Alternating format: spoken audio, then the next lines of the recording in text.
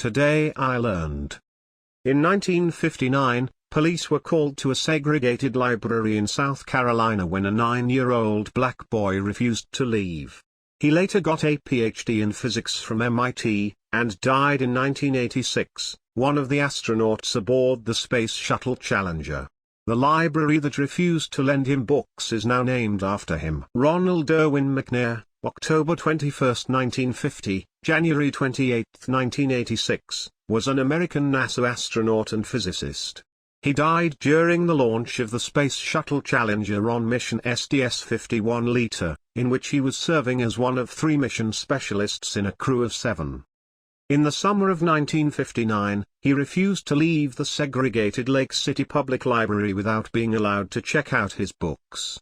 After the police and his mother were called, he was allowed to borrow books from the library, which is now named after him.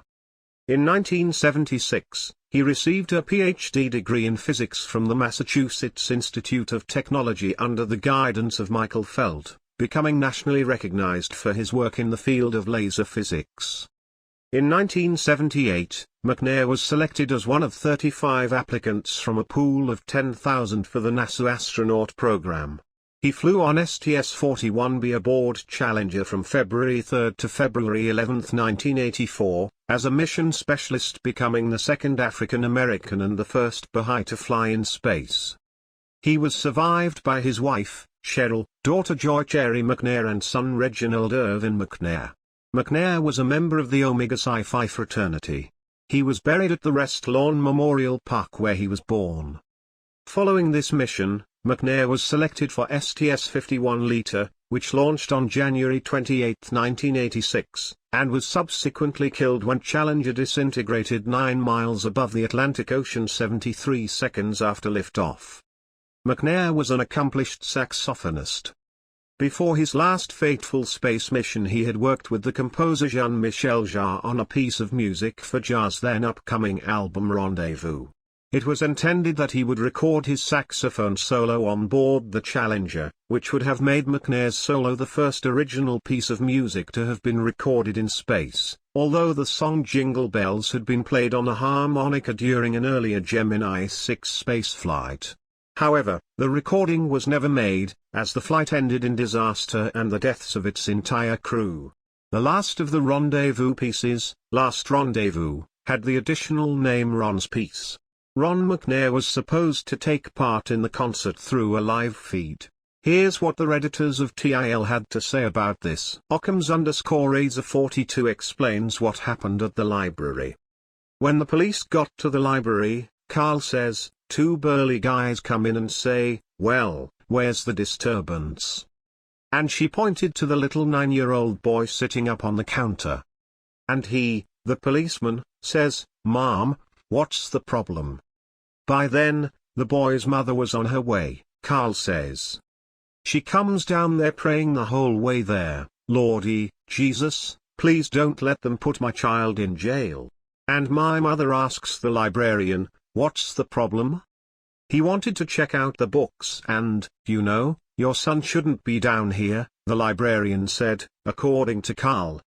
And the police officer said, "You know, why don't you just give the kid the books?" And my mother said, "He'll take good care of them."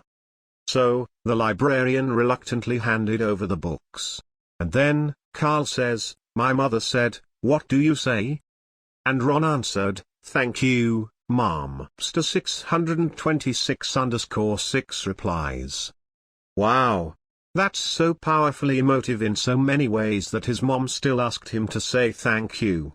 While it's horrible this was even an incident, I'm so glad that, in the midst of segregation, the racist librarian was the only one with egg on her face. Spaghetti says with the top comment.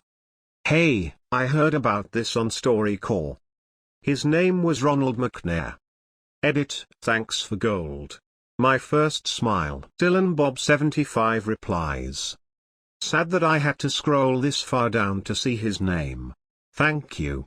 Op should have at least mentioned his name out of respect." Froze 55 tells. "I did a book report on him in 3rd grade. Never forgot this brave man." Beaver_attacks replies. Meanwhile I did a report on Bill Cosby in the 3rd grade. How ashamed am I now? Peanut Butter Cups replies.